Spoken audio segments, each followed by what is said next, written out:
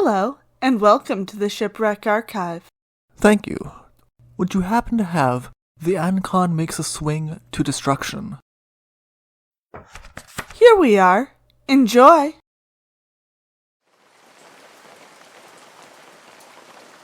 It was the sort of accident that happened in an instant. The waterway away from Loring was narrow, and the wind was starting to rise. The captain, an experienced pilot in these waters before he was a captain, had intended to keep the stern of the ship tied to the wharf and use the rope tension to swing into position. Unfortunately, the line somehow was no longer fastened to the wharf, and instead, the ship almost immediately found itself on one of the reefs around Loring that the captain had intended to avoid. The last wooden sidewheel steamer that operated on the coasts of Alaska was done for.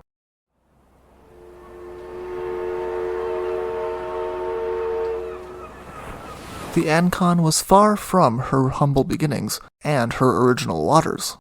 She had originally been built in 1866 as a ferry, carrying coal around the Panama Peninsula. 2 years later, it was decided to fit her out for grander things, and she was rebuilt as an ocean-going vessel. After a few years traveling the waters around South America, she changed hands and found herself in California. Still, her voyages took south rather than to the north. She was also rebuilt again. It wasn't until 1886 that she was assigned to the colder waters of Alaska, connecting the coastal towns and salmon canneries to the outside world. Officially, the Ancon's main cargo was from the salmon canneries, but the authorities were very aware of some of the other things she sometimes carried. Alaska was a dry state, and at least on one occasion the inspectors had boarded her to find crates of bottles labeled tonic water. When opened, the bottles had proven to be something stronger, however. The officials were not only troubled by her cargo, but also by her passengers. By 1889, the Chinese Exclusion Act was in full effect, banning all Chinese laborers from entering the country.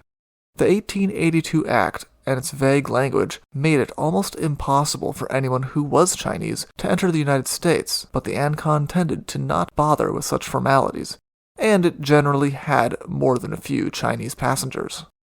With space for over 200 passengers, the Ancon did not only carry Chinese immigrants, however. She also got her share of tourists. On her last voyage, she had several important people on board, including the governor of Colorado and a future congressman from New York. The passenger who did the most to ensure that the Ancon would never be forgotten, however, was the passenger Albert Bierstad, a painter. Bierstad had made the voyage in the hopes that the wilds of Alaska would give him the inspiration for new paintings to revitalize his sinking career.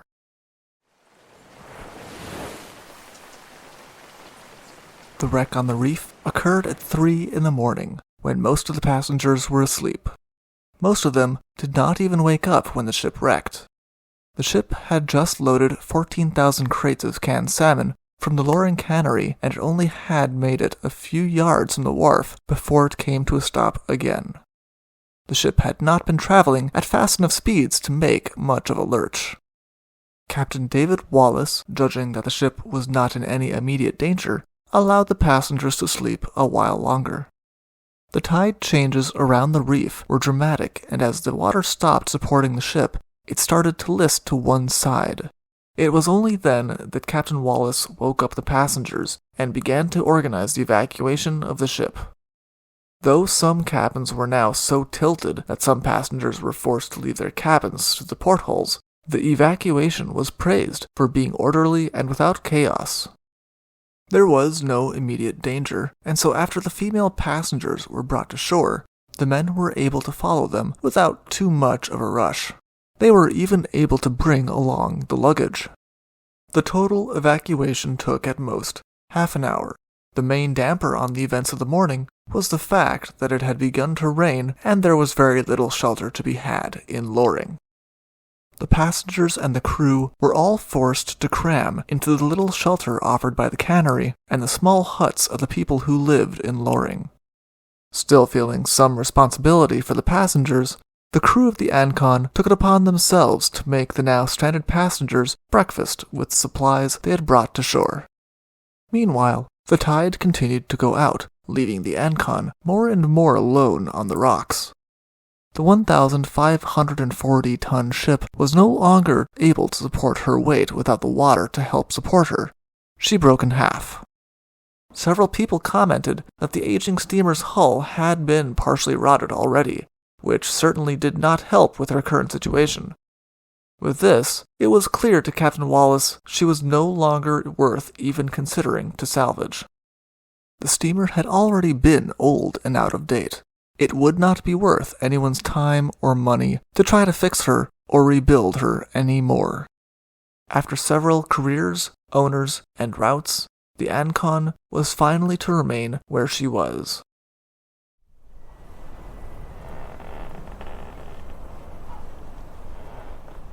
Captain Wallace did return to the ship at some point, however, still feeling that it was his duty to assess any possible chance of salvage. He took inventory of the cargo. Some of it was salmon that had been acquired for various firms, but of more note was the gold bullion, referred to by the papers as treasure, that had been picked up from Alaskan mines.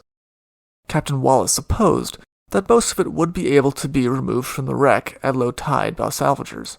That was the best news that he could send the owners. Not uncommonly for an aging ship with a cargo that could not be considered particularly valuable, the Ancon had not been insured and was a total loss. For the next several days, the crew of the Ancon did their best to look after the needs of the passengers in spite of the cramped quarters and rough accommodations. Bierstad made the best use of his time by doing exactly what he traveled to Alaska to do. With his luggage, he had been able to rescue his art supplies, and he now began to capture the wreck that he considered a narrow miss. In his painting, titled The Wreck of the Ancon, the ship lists to one side, clearly no longer able to sail on the water that surrounds her. The gray clouds over her speak to the weather that contributed to her wreck, and she looks small compared to the landscape around her. Though the painting has been called the highlight of Bierstad's later career, and he was very pleased with it, it was not going to return him to the spotlight in the artistic world that he had once held. Indeed, the painting would not sell in his lifetime.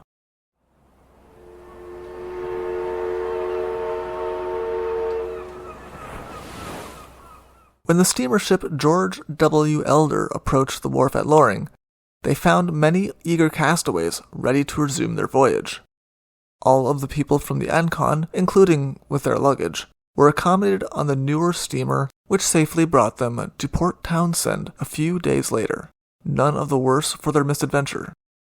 Indeed, the only thing that the passengers lost was some time and comfort, but they came away with an adventure to tell. The owners of the Ancon were less lucky. Old and out of date though she was, the ship was still valued at $100,000, and her runs along the Alaskan coast were lucrative, as it was an under-serviced route. Though they were able to recover some of her cargo of canned salmon and all of the gold, the ship herself was not worth the effort, just as Captain Wallace had reported. In the end, the Ancon was almost entirely stripped by the local population, who used the wood from her to build more huts around the cannery. Pictures of her at low water only a couple of years after the wrecked ship show her stripped down to the waterline almost, very little of the sidewheeler still showing, though one of her side wheels was still upright, tilting over the wreck at a crazy angle. In the end, the Ancon is best remembered for the painting by Bierstad, which also showed her as she was, a small and stricken ship that was no longer able to fight against the larger forces of nature. Though Bierstad would not live to see it, his paintings would experience a resurgence, and the painting The Wreck of the Ancon would take its place as one of his greatest works. For more information, please see the Daily Alta California newspaper from September 5, 1889, and our sources below. Thank you for listening. Thank you for visiting the Shipwreck Archives. See you soon.